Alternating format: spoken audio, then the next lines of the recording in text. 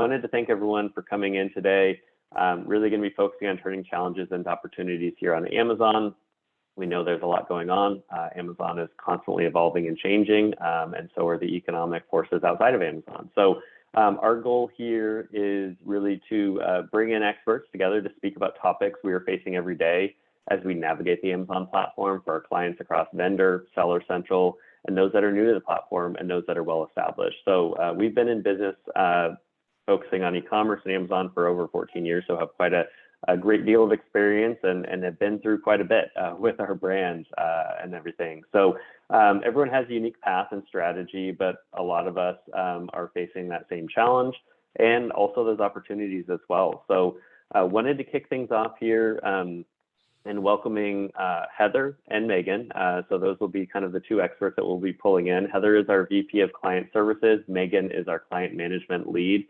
Both have a great deal of experience within Amazon, coming from Amazon as well. So great perspective there. And then also, again, involved in a lot of these conversations that we're having with clients on a daily basis surrounding Amazon and e-commerce. Just as a quick kind of backstory, Media Monks is a global digital agency. We partner with teams locally and globally to provide that holistic brand and digital strategy. Today, we are focusing on kind of one of our pillars within the Media Monks family, which is e-commerce. And then more specifically, we're going to be focusing on Amazon. So for our conversation today, we really want this to be interactive. So please post your questions in the Q&A. We'll do our best to address those. If there are things that you want to talk about, but maybe you don't want to bring up on this call, we're happy to set up aside time to kind of bring those up and talk through your unique strategies. So feel free to reach out to us as well after the fact. We're happy to set those up. So why don't we go to our next slide here and kind of get things rolling. Perfect. So again, kind of what we'll be covering today, talking first kind of about navigating the economic landscape. We know things are a little interesting, a little bit different than what we've experienced the last couple of years with COVID, overcoming kind of the hurdles that we're facing, talking a little bit about advertising and kind of how we want to look at that moving into and finishing up 2023. Looking at an operational scorecard, and then kind of looking at the broader picture here as well. So we'll finish things up with some Q&A as well if there are questions that come in through the conversation here today. So why don't we go to the next slide here. And as I mentioned, there was a lot of effects with COVID in terms of the e-commerce landscape, and we're starting to see a little bit of a snapback here. So Heather and Megan, if you can talk a little bit about, the things that we're seeing with Amazon, what about the landscape? What are the trends that the team here has been noticing and working with clients on? Yeah, sure thing. We can definitely do that. Hi, everybody. Just real quick again, my name is Megan Boyko. I'm the Client Services Lead at Media Monks. I've been with Media Monks for a little over a year now. I was also on the vendor side and have a long history with Amazon experience. So looking forward to chatting with you today.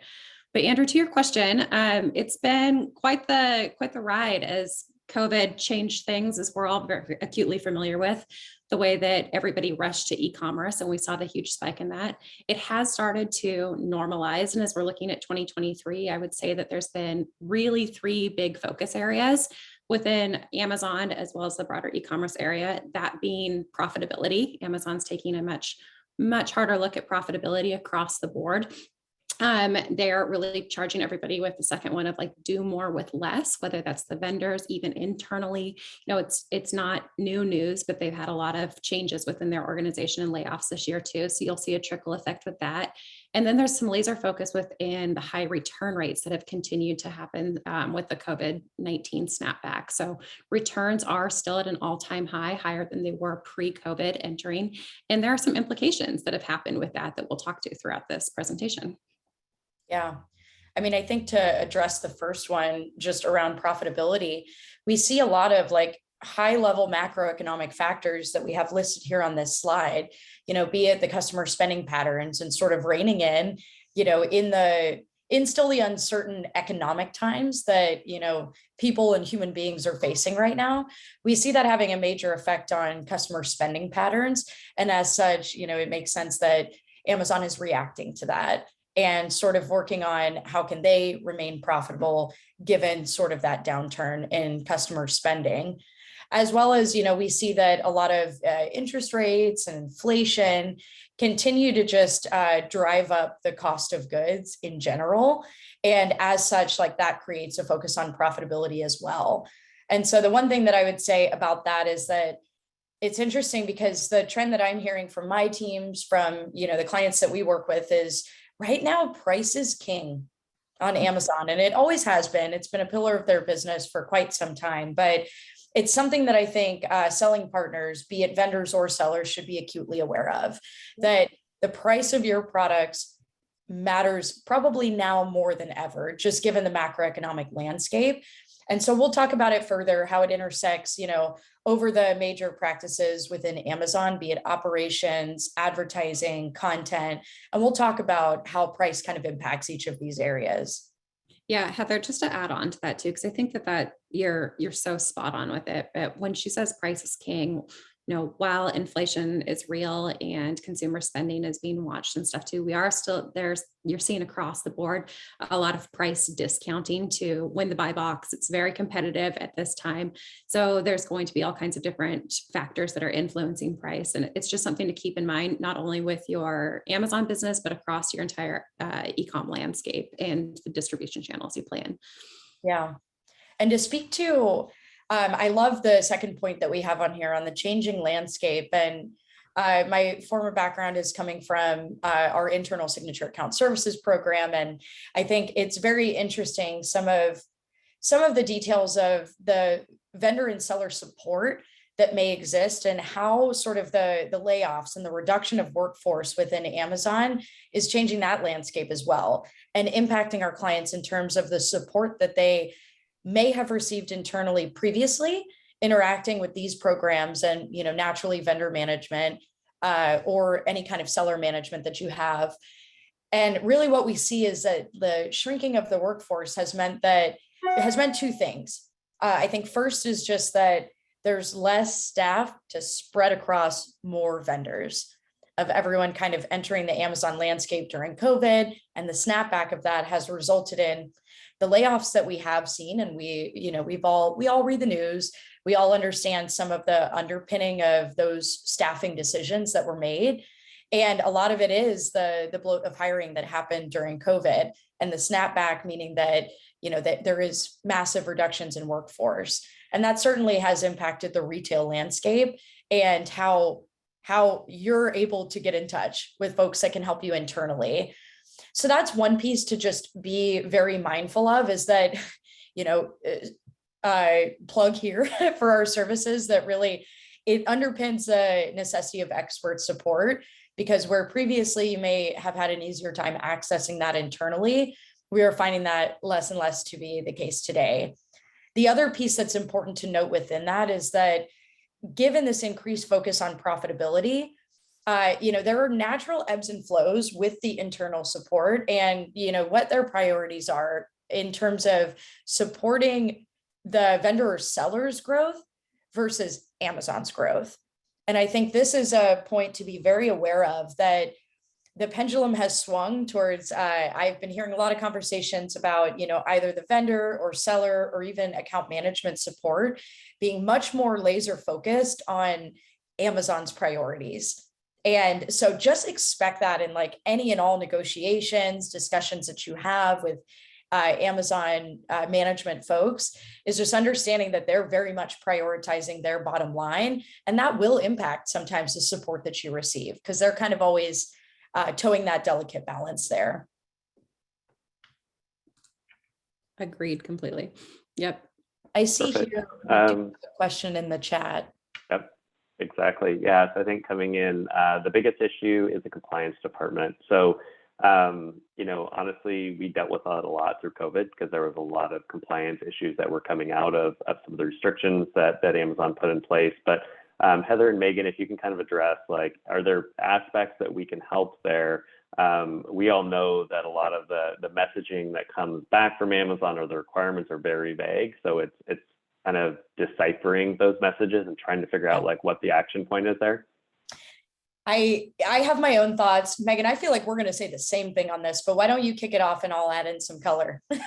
Sure thing. So yes, so compliance issues absolutely have been a trend and they're increasing. But what I want to really highlight here is compliance issues that come through with Amazon. They are done in a way to retrain vendor behavior and to try and encourage to have a healthier overall portfolio within your inventory and sales your business planning. So there are challenges. The question in here I see in the chat is, can Media Monks help with those kind of things? Absolutely, we can. We support our merchants by taking a laser focus within their operational scorecards. And I know Andrew will talk to some of that or show some slides about this here later on in our presentation, but it's really understanding like what those metrics are, how they're important to Amazon, why they're important to Amazon, how that couples with your business and your priorities, and what kind of like different levers and stuff can be taken to improve the metrics that will ultimately like relieve a lot of the compliance issues or just operational challenges across the board, making for an overall more healthy portfolio. So some of those things would be looking at like your labeling and is it appropriate? Amazon updates their standards every 3 years. They just did so again in January of 2023 here. So it's always making sure you're on top of those and helping to reduce chargebacks. Another one that's a very popular one to talk about is SIOC. And so for those who are unfamiliar with it, that's ship in own container.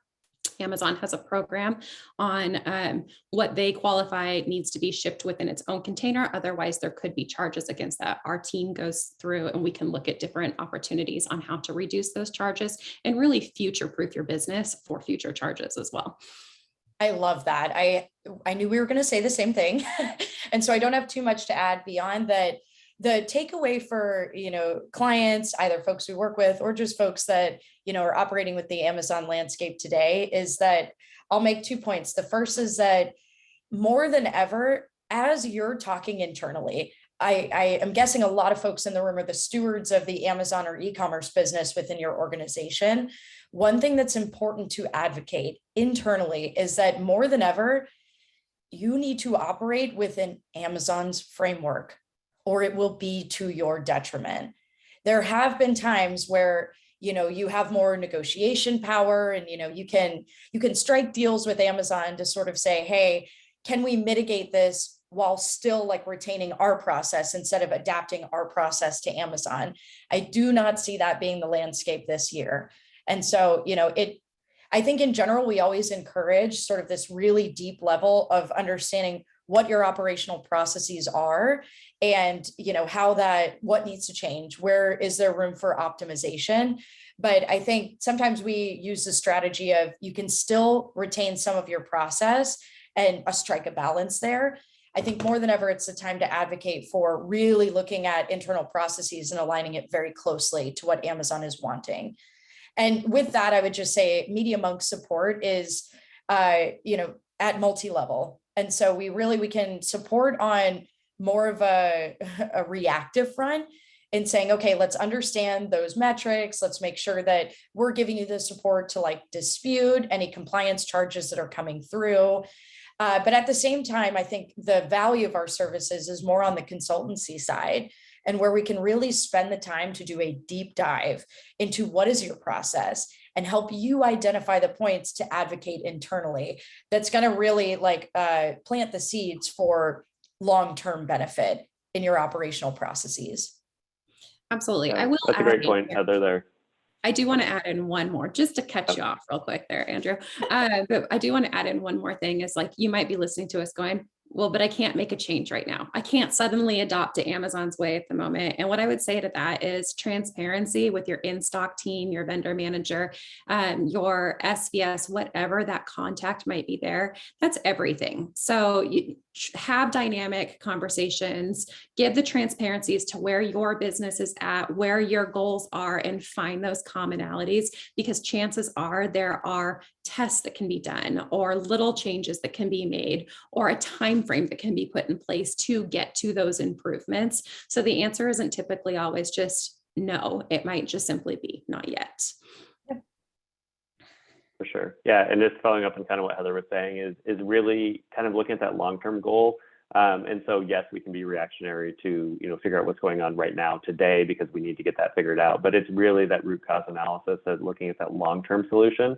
So I think we have a couple slides later in the deck here today where we'll talk about that as like, how do you manage that and strategize around that? Because there's a lot of things that are coming at you on a day-to-day basis, but you still need to look at what that long-term solution is, because otherwise we and your teams could just be sitting there dealing with those case by case, day by day. And so that's not going to get you where you need to be in terms of Amazon. So I think this is all great. So why don't we move on to the next slide just to make sure we have time to cover everything here, because we do have a lot of topics to cover. Yeah. But this kind of goes into, based on where things are on Amazon right now, what are the recommendations for brands and where they should focus their efforts? So if the two of you want to kind of dive into that within this slide, would appreciate it. Yeah. I can kick it off by starting to just talk about profitability. So we teed that up nicely that like that is at the forefront of everyone's mind, including Amazon. And I think a lot of clients that we work with have already started to do this deep dive into their own profitability. But if you haven't, you absolutely should start looking at that. And I think there's a number of costs that, as you're trying to realize the fact that like price is king this year, and how can I offer a compelling price to the customer while also retaining my own profitability? More than ever, I think it makes sense to do a full dissection of what all of the costs are that are going into, every point of the, pricing strategy there, of promotions, advertising and marketing, looking at ultimately the price point that you're offering, couponing that may take into account there. And that smart but sharp pricing is really critical. And so I think taking a look at that and understanding, especially like as you go into negotiations, a lot of them have already happened, as they do tend to happen in Q1 and Q2, but sort of starting to plan for what you've seen, the factors that you've seen throughout this year. Maybe you've seen that you're really, driving a ton through your advertising and marketing efforts, and you want to spend your dollars there, but also look at the operational costs and the logistics and fulfillment and how that's playing a factor into overall like your landed cost that impacts your profitability. And figure out I like to say, like, figure out like your wills and won'ts, like what are areas where you can give and you're willing to give, and make those smart decisions to make sure that you're protecting your profitability while still not hurting your business in terms of the sharp price point component of it. I know supply chain and inventory and returns, Megan, like you have a lot more information on that, so I can add color, but what do you think on that front? Yeah, absolutely. I mean, so many things are playing into the profitability piece of it. I would argue that returns are one of the biggest. We see this a lot within the apparel industry for sure. They're probably hit the hardest at this point with high returns. A couple things that I do want to say on that is there's tools that can help mitigate some of that. One of them being Amazon just launched a new return alert. The idea is to be able to give basically a warning or a watch out to consumers, but also create transparency across the board too. So they now are tagging PDPs where an item or a single ASIN has a higher than category average return rate. This at the moment is only happening on the 3P side, but as we know, as Amazon finds wins or things that help the consumer along the way, that's likely to extend to 1P vendors as well, and just to additional categories. But right now it seems to be focused more predominantly within clothing and apparel. Other things that they're doing that you as a vendor can watch out for is on Vendor Central and Seller Central. They're now alerting on the homepage where you can actually see which ASINs have higher than your catalog return rates. And additionally to that, they're putting in there what the consumer is responding to with why they're returning that, which is super, super helpful information. We will always encourage everybody to make sure that you're acutely aware of what your return reasons are for when products are coming back. Read those customer reviews and then take that information and embed it within your content within the greater PDPs too. Content is king.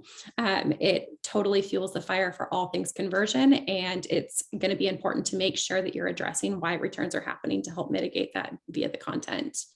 Yeah, quick plug that services, tech-enabled advertising agencies like MediaMonks have the tools to allow you to very easily compile that review information to pull analysis exactly like that and understand, customer reviews as well as just reviews on your page and return reason codes, and to mine that to like find those insights to incorporate back into the PDPs. Yeah. That's a good point. But then additionally, the other thing I want to say about returns, because it really plays a role within the overall supply chain and inventory demands, is Amazon is taking a stricter approach when it comes to how much inventory they are bringing in. So you guys will remember that there was the Prime Early Access sale for the first time. It was essentially the second Prime Day last year. A lot of that was driven because there was a bloat within the inventory and warehouses. So to protect against that, they are a little bit more resistant on how much inventory they're bringing in. For Seller Central, you can view what your inventory space is. And if you feel like you need more, there is an opportunity to be able to advocate and purchase for more. If you're needing to think about promotional time periods, our Prime Day is coming up, T5 is coming up, plan ahead appropriately for what inventory you're going to need and really adhere to what Amazon's shipping timelines are to make sure that you have, as a vendor, your product in when it's needed, because they are going to crack down a little bit on how much inventory will be available in distribution centers at the end of this year. Yeah, I think also one thing to consider is that in particular on the 1P landscape, return to vendor has not been a conversation that has hit every vendor in the past. I think that this year it may come into play more. And so more than ever, it's really important to look at your sell-through rates, your backlog of inventory that you have coming through, and make sure, looking at things like internally at Amazon, it's referred to as OIH, but your unhealthy inventory percentage, and very strongly consider couponing strategies, discounting strategies in order to move through that inventory, because there is a very high chance, more than in other years, that you could be hit at negotiation time periods with return to vendor. And, those can be very painful to try to recoup that cost. So it's best to get ahead of it and keep an eye on your inventory turns more than ever. Yeah, I want to go back, Megan. One thing you were talking about there is inventory restrictions. And so we see that on vendor Seller Central. We've seen that over the last couple of years, just based on, them not having the space in their warehouses. What are some strategies that can be implemented to get around that? Because obviously, we're coming into Prime Day again. You mentioned Turkey 5. We don't want to be out of stock. We know what that can do to, impact a business. So what are some things that we're implementing and what brands are implementing to get around that? Yeah. Thank you. I would really say it's proactive planning is going to be your biggest friend in this area. So, Amazon publishes their timelines for when they expect inventory in for the promotional periods. Make sure that your own distribution center is set and ready to go to be able to ship during those timelines. Furthermore, look at it on back end. It's not just about the event itself. Do you have the right amount of inventory leading up to it to support whatever deals you have going on? Do you have enough to capture the halo effect for it? So take the long view for what the inventory looks like and not necessarily just right in the moment, and be sure that you are ready to go with those reactionary POs that are going to come afterwards for capturing consumer demand. And again, right at those peak time periods, be mindful of how much inventory you have during that time period. And to Heather's point, if it's looking like it's excess, find creative ways to be able to move through that excess. Couponings are a great option to be able to do that. Monitor your overall e-commerce distribution too, and make sure that you're price competitive with the rest of the competition, those other e-com suppliers out there, so that you can move through your inventory at your desired sell-through rates. Absolutely. And I do see a comment in the chat here around we are seeing, no surprise, that like profitability is a key term that we're hearing directly from Amazon, that POs are saying we're not bringing this in because it's not profitable for us.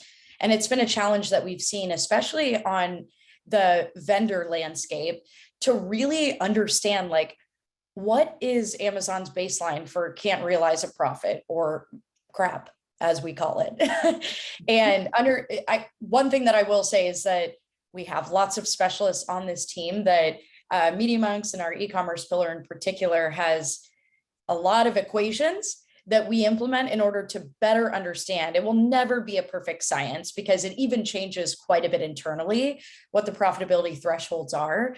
But we do have some calculations that enable us to try to get ahead of that as well, and to have those proactive conversations to say, what is most likely your profitability percentage the way that Amazon is looking at it? So their profitability piece, and getting as close as possible. There's things we can look at in terms of, one tool that's really great is that our OPNAV, like backend reporting and insights dashboard, does allow you to see price fluctuations at an ASIN level.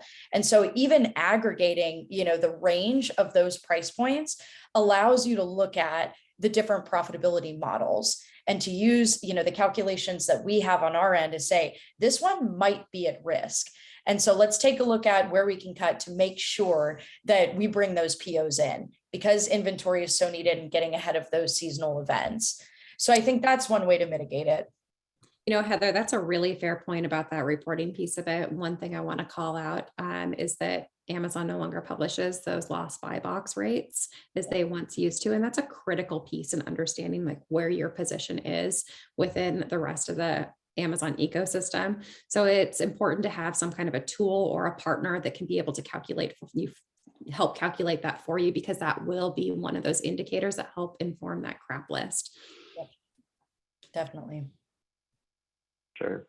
Well, yeah, I know we're getting a lot of questions on this. I know operations is really the backbone and the foundation of the business, but also want to give some time to talk about some of the other topics here, just because we are somewhat limited on time. But I would say we'll try to get to all the questions. If we can't get to them all, again, we're always open to further this conversation. So why don't we move on to the next slide for right now, which is really going into kind of how we look at this in terms of advertising. So we've talked a lot about those foundational pieces, in-stock rates, profitability, working with Amazon, but really as we start thinking about driving traffic, and I think, we've heard some things in terms of the landscape. Sales are, at a decline, or maybe they're in a decline as you look at it year over year, trying to retain market share, ad spend, rates are going up. How are we looking at advertising here in 2023 and moving forward? Mm-hmm. Yeah, I can take this one. I think we have a couple points here of just general trends that we've seen. I'll skip over to the third one. Sustainability, it is not going anywhere. It is still at the forefront of a lot of campaigns and is still having impact on advertising. So, any way that you can have a tie into sustainability is still proving results. But I think overall, the core takeaways and really critically going to the root of advertising is that smart budgeting is more important than ever. And especially as we talk about price is king, just really understanding how your advertising is also supporting that. And thinking about when we talked about profitability and the various factors that go into it, advertising still, we're in this very weird situation where price is important, profitability is a factor, but at the same time, the snapback of COVID didn't mean that, other competitors in the space were leaving and exiting Amazon. It's quite the opposite. And so it creates this very competitive landscape more than ever, where there is absolutely a clamoring for the same dollars. And so it's more about smart budgeting as opposed to taking kind of the reactionary and non-long-term view of, okay, I'm just going to focus on performance marketing and performance advertising so that I get a return. More than ever, it can be really important to look at your share of voice. And so I think we always advocate continuing to diversify across sort of the DSP and more awareness driving levers within advertising, as well as the performance ones and sponsored ads that, especially on core products, are just going to continue to drive steady momentum for your return. But I think more than ever, it's important to look at this competitive landscape and think about, how am I adding, both conquesting and, competition within advertising into my strategy? And so that might look like really taking a close look at the competitors that are bidding for the same keyword terms than you are. And it can actually be an opportunity to sort of look at capitalizing on some of those areas of business and folks who are not sitting in this room or affiliated with Media Monks, who might be saying, I'm actually going to pull back on some awareness and focus more on my performance advertising, that creates an opportunity for you to step in and say, what are the keywords that historically, using data, all this data is available through OPNav, that you can use to say, this keyword seems to be, very, very profitable for me, drives a lot of traffic for me for the customer segments new to brand that I'm looking to onboard. But at the same time, when your competitors, when you see that their share is decreasing, that's the time to increase spend in those areas.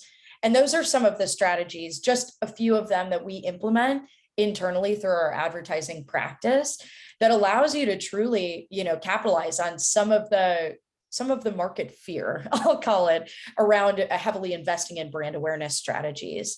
So make sure that you're constantly monitoring your share of voice, as well as looking for those opportunities to capitalize on others who may be leaning out of that.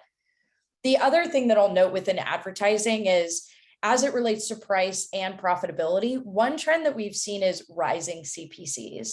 And so we are seeing that, the crowded landscape means that you have to pay more for every single click.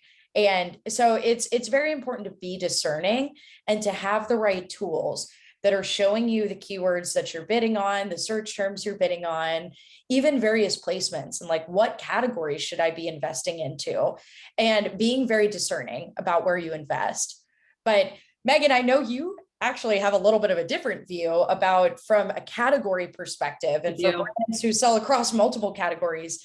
I'd love for you to add color there, because we'll just pick up the question. I absolutely do. So I think everything that Heather is saying is spot on. And now more than ever, you have to really use that data and make an educated decision about how your advertising is going to want to go. But I want to take it a layer deeper, because I think it's so important to recognize that this shouldn't happen at just a brand level. You really need to get into your product level categories and look at the data to support each one. Let's say you're an electronics brand and you sell microwaves and you sell VCRs. Do people still use VCRs? TVs, let's call it TVs, right? So they're not going to have the same strategy. They have different keywords, different consumer bases, et cetera. So don't think about it just from an electronics category standpoint. You're going to want to think about it truly at your product level standpoint. Don't be afraid to diversify your portfolio and your spend between your product categories. Yeah, I do think that's critical. Another point that I want to hit on is, for anyone who works with Media Monks, one thing that we preach and put into practice as well is the interconnectivity of all of the different levers of selling on Amazon. And so that means from operations, to optimization efforts through content to advertising, there is absolutely inevitable interconnectivity between the three of those. And so one thing that I'm hearing, I chatted with our advertising teams in advance of this, of what they're hearing, to share some insights with you. And one is that imagery is more important than ever. One thing that we're finding and hearing is that within advertising, you all have heard this from us before, but sponsored brands and sponsored brand video is showing great returns within the advertising space. And part of that is understanding that lifestyle imagery, as well as just in general high quality imagery, we've seen through A/B testing is what's making a huge difference there, is what's causing that boost in sort of the returns that you get from those different ad types. And so more than ever, I strongly urge all brands to be honest with themselves about, is my content correct?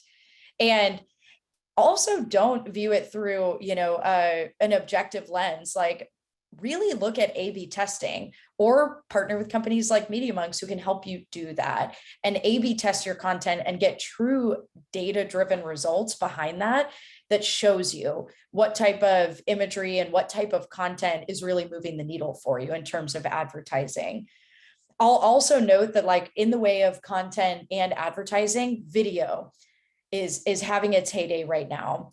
And so what we're seeing is that, streaming TV, as well as just general like sponsored brand video, is really critical and is becoming a huge lever to, get that return on investment through advertising. And so strongly consider, if you aren't already today, looking at video and investing in high quality content beyond just like really great product images, really look at investing in that type of content because it's making a difference in truly getting the return on those ad types that rely on that imagery. Yeah, there's a lot of avenues. Videos, great. Images are great. All of the other things. I will give everybody one little warning, and that is to, when you're building this content, stop, use the data, and make sure that it is the correct content. So look at the trends within keywords, look at what it is, that the right kind of stuff that moves the needle. Is it dynamic? Are your titles, are they enabled for mobile viewing? Do you have the right number of characters within the descriptions? What I say with a warning that I want to give everybody a watch out is avoid throwing too much at it to a point where you're stuffing too many keywords or adding a bunch of unnecessary videos. You want to use them. And we can definitely help with creating that correct formula for it, but you want to be able to do it in a way where it works and complements the algorithm for the best search results to really enhance your advertising. So I mean, all of these things are great, but let's do it in an artful way. Yeah, like don't do short-term thinking. Absolutely. More than ever. Like there are places that we can help you with for short-term wins, for sure. But like be very deliberate and talk to an expert. Absolutely talk to an expert to make sure that you're not doing something like title stuffing. I mean, it's something we see time after time that defines short-term thinking, that it may be good for you and you're going to, and, we had a comment here about, international sellers and competitors, as we'll call it. We won't call out any countries specifically, but wink, wink, we know where some of that is coming from.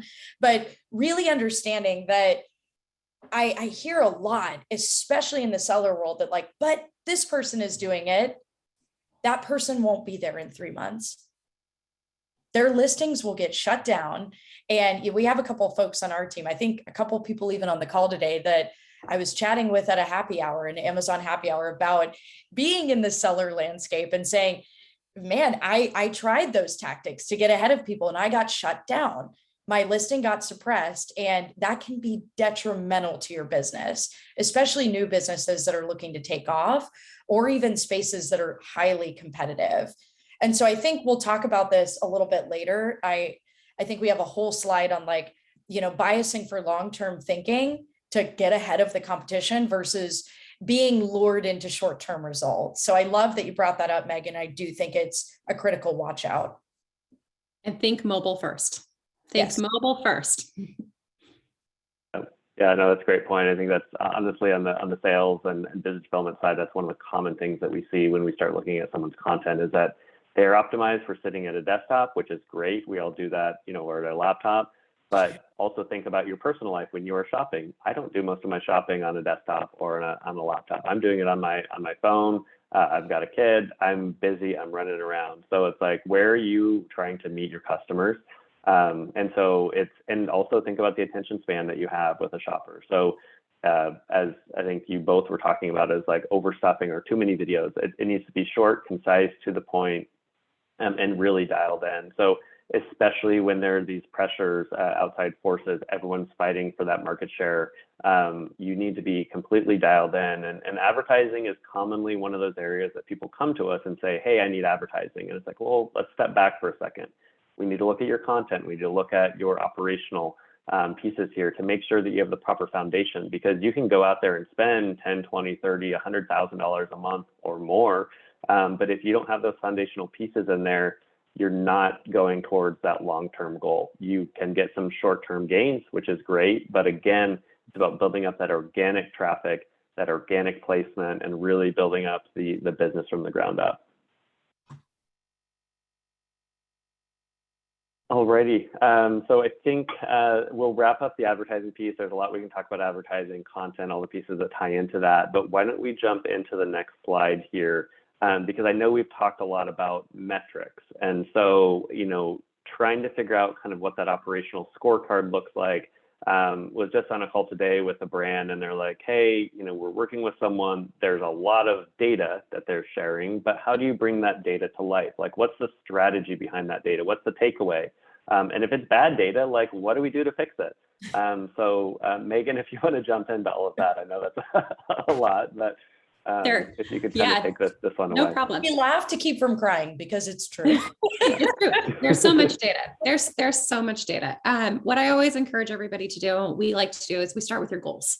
What are your goals, both in the immediate, but also the long term, because we always want to be focusing on the horizon. So what are your goals, and get those listed down? Is it sell-through increases? Is it revenue increases? Is it reducing operational chargebacks? With that, then you can go into your Vendor Central, Seller Central, and gather what Amazon produces as their scorecard. And that is the quick way to see what is important to Amazon and how are you tracking to what is important to Amazon. Then from that, it's find the common areas where there's overlap, and you can create targets to have all boats rise between your goals and those goals.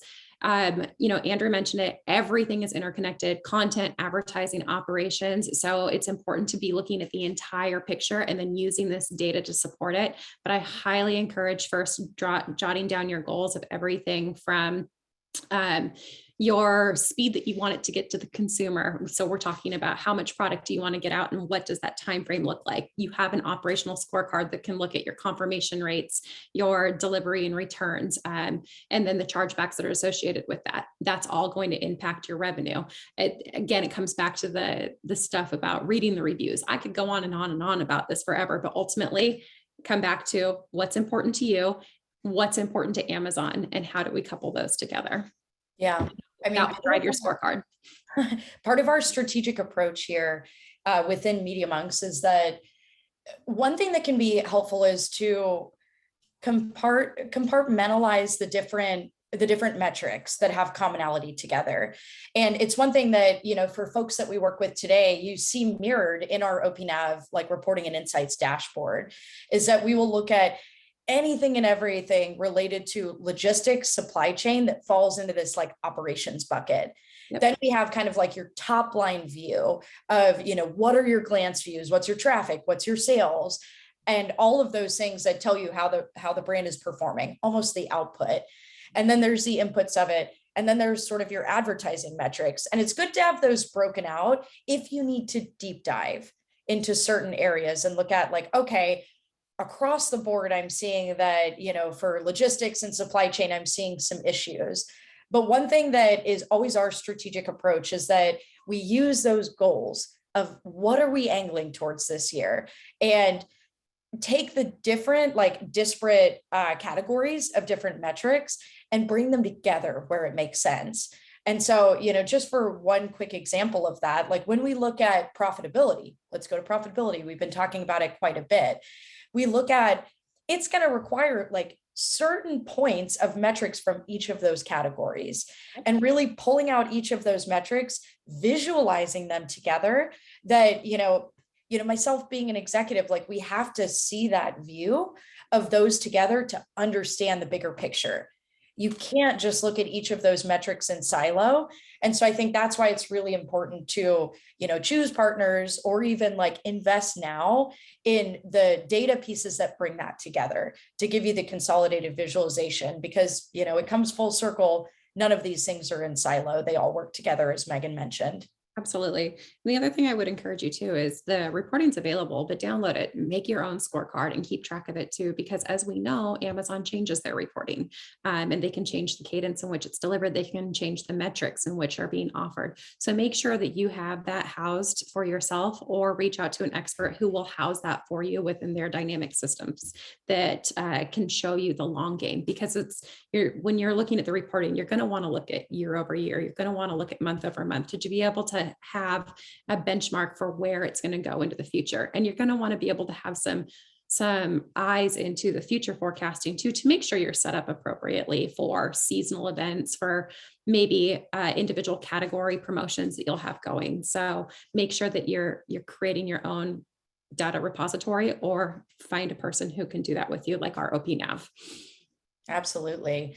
And, just one last thing on that. I saw earlier in the comments that we were hearing a lot about profitability, for example, and thinking about, is Amazon preferring those folks who are bringing them higher profit? And so that's where I would say also, like, make a list, here's what I view as like Amazon scorecard and their benchmarks, which is what Megan was saying earlier, but really like sitting down with your Media Monks team, your agency, or even your internal like Amazon support folks and saying what metrics specifically relate to the big areas that Amazon is looking at. And so like, as it relates to profitability, like looking at things like, okay, what are the pieces that make it profitable? On the vendor side, it's probably the logistics and supply chain. That's a huge factor of Amazon's profitability. So where it might not be the most natural thing to say, oh yeah, confirmation rate, profitability, hand in hand. Here it does become important because those levers of supply chain and the confirmation rates, how it's shipping out to the customer equals dollars. And when those confirmation rates aren't good, they're sitting on inventory or they're sitting on, lack of sales that leads to less profitability at a per unit level. And so, to answer the question, I answered it in the chat already, but yes, Amazon is absolutely biasing and preferencing vendors who have higher profit. And so looking at some of these metrics like confirmation rate, lost buy box that directly have impact on Amazon's profitability is a very smart move. We've talked a lot about operation scorecards here that pertain to like maybe your supply chain or to your actual retail metrics. But Heather, don't you think it's a great idea too for people to be looking at their content scorecard, essentially? How many images do they have on there? What does their bullet points look like? That's another really important one to measure if we're moving towards conversion rates. Yeah, absolutely. I mean, I think, again, none of these things work in silo. And so the content piece is saying, well, if my content is not optimized, am I driving traffic to things that don't convert? And so pulling in those metrics to just support being smarter with your ad budgeting is absolutely interconnected. I think the other piece there, I know it's on here, but losing the buy box, we talked about that a little bit as well. But I think especially as we look at distribution channels, sometimes different brands might not have a tight distribution channel or network. And so there's products leaking out, they're coming back in, you're losing the buy box, the third-party sellers. And I think, Megan, you were mentioning that metric has been taken away in some cases in terms of the data that's being provided. How are we looking at buy box ownership? How are we tracking it? And then what are we actioning on that? So Media Monks does have our own proprietary system where we're able to gather data through different scrapes to track for buy boxes, and we share that with our clients. It actually provides insights into what merchant is winning the buy box and what the price range is and how often they're winning the buy box, which really is pretty critical, especially for those brands who have a very wide distribution, to understand where they're losing the buy box, how and why, and maybe they need to be making a different distribution change. Is that person who's winning the buy box dropping price below MAP policy? That might be an option, or might be a factor in what's causing the brand to lose the buy box at the time. It could just be frequent couponing, something that is critical for brands to understand to make decisions about how and where they want their product to show up.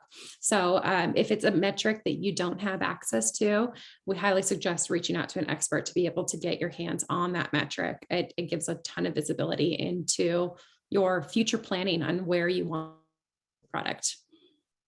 Yeah, for sure. And I think one thing that, we didn't talk about this on the advertising section, but it ties directly into advertising performance as well. So you start to think about advertising is only available when you have that product in stock and winning the buy box. So if you're losing the buy box, regularly, your advertising is all over the place. It's on, it's off. And so Amazon does look at that and will kind of almost degrade your advertising plans there because you're not constantly on. And so that's something to really look at. I think it also goes in, I know, Heather, you keep bringing up profitability, but if you're on Vendor Central and you're consistently losing the buy box to another seller on there, that's meaning that Amazon is not willing to match that price.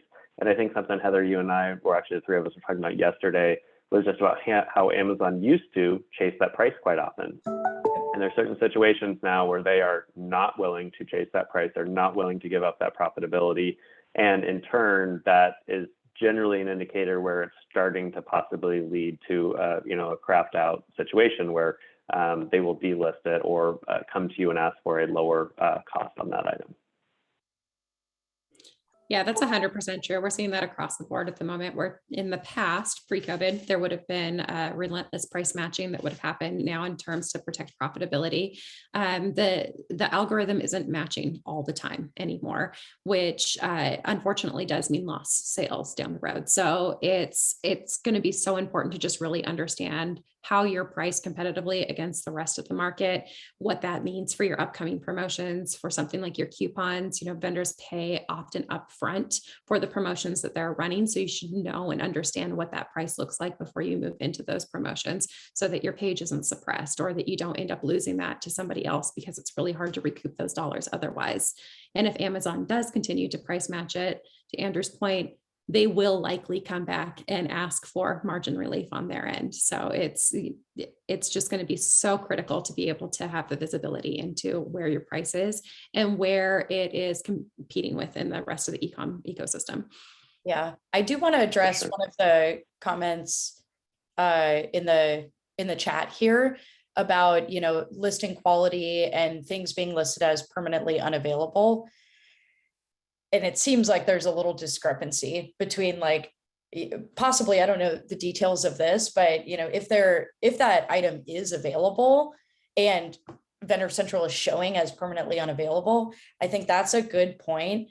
Profitability could be one thing to look at here, is that why am I showing that this is a perfectly fine listing, whereas Amazon is telling me that it's not, and it's permanently unavailable? And understanding first, like, if that's not legitimate, like, is there a reason below the surface that Amazon is seeing that you might not be seeing that's worth investigating? And one of these could be like, can't realize a profit, that it's suppressed, permanently unavailable seems like a weird indicator for that. But then also there are ways to kind of download a catalog and remove some of that noise when thinking about what to optimize. And that's definitely worth speaking further to our team about. Perfect.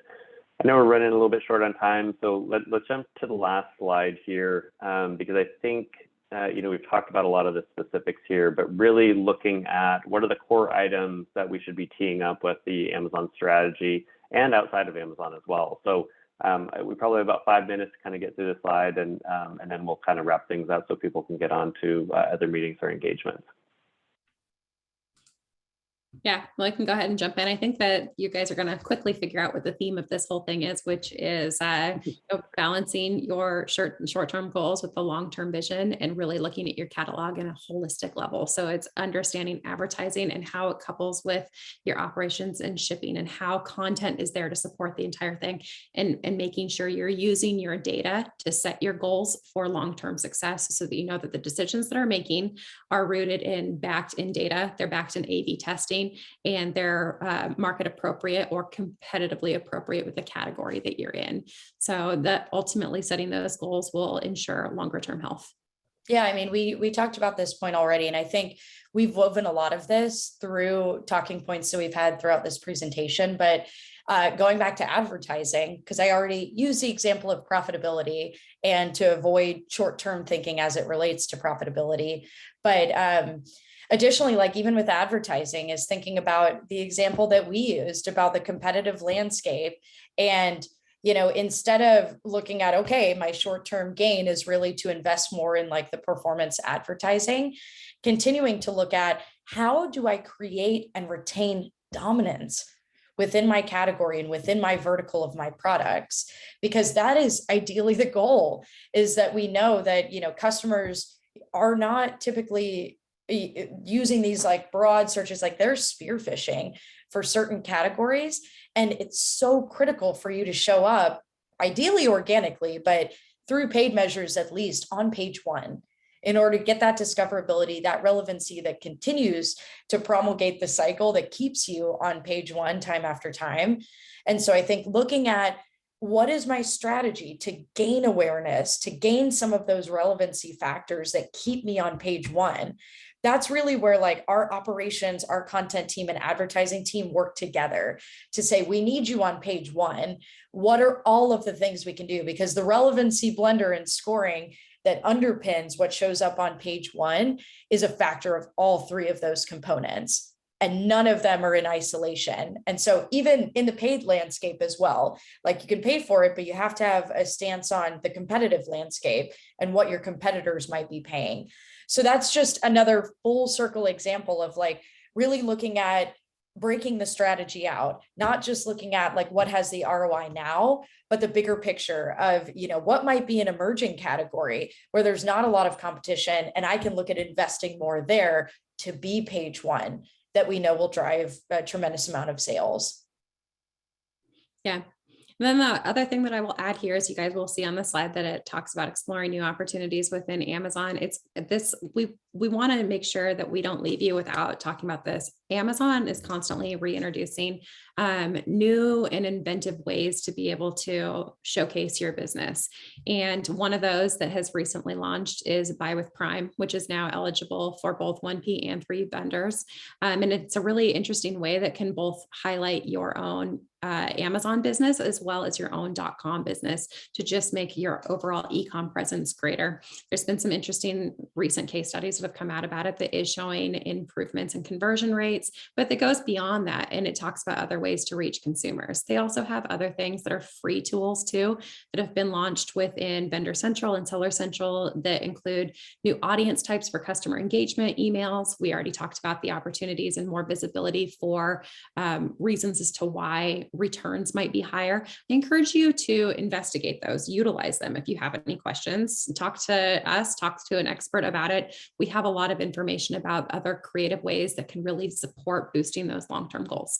Yeah. I mean, within that, like not just on Amazon, but also I know we're here today to talk about Amazon, but also look at opportunities of the broader landscape of your e-commerce business. There have been some amazing emerging trends within other e-retailer platforms, be it Walmart. We're hearing a lot more about invitation only, Target Plus. And so we are already thinking about and crafting strategies to support our clients in thinking about all of those different major players in the e-retailer space. And it's a really good idea to start thinking about, with as crowded as Amazon is getting, looking at diversifying e-commerce at a broader level and looking at other platforms. And it's really a bummer that we're at 11:58 because I could talk more about this, but I feel like Andrew's going to cut me off. Yeah, no, I think that's a good segue to possibly another topic and another webinar that we can host here. So as Heather mentioned, it is something that we're hearing from our clients right now. We're implementing those strategies with some of our clients as well. So starting to move into the Walmart space, move into the Target space, look at those other e-commerce platforms that you're talking about there, Heather. I think the other thing that we mentioned at the very beginning of this conversation as well is being part of the Media Monks family and having these other divisions and other services. So we start looking at search and social advertising as well. That ties directly into what we're doing on Amazon and e-commerce. So there's a whole host of topics that we can talk about that really surrounds your Amazon business, but also your e-commerce business. So again, we can table that for another conversation. But for today, really just want to thank everyone for taking an hour out of their day to join us. We will be following up with a recording so you can review that if you missed any part of it, joined late, or had to cut out. And so we will share that out. Feel free to share that out with your colleagues and the other business partners. We'll follow up as well to see if there's anything that was put in the chat that we weren't able to get to, because I know we had a lot of topics to cover here today. But again, really want to appreciate it. Thank you, Heather. Thank you, Megan, for the great conversation. Thank you for and joining. hope everyone has a wonderful rest of the day. Thank you all so much. And thank you for giving us a platform to have fun and talk about what we love. And hopefully we'll see you all soon. Bye-bye. Thanks, everyone.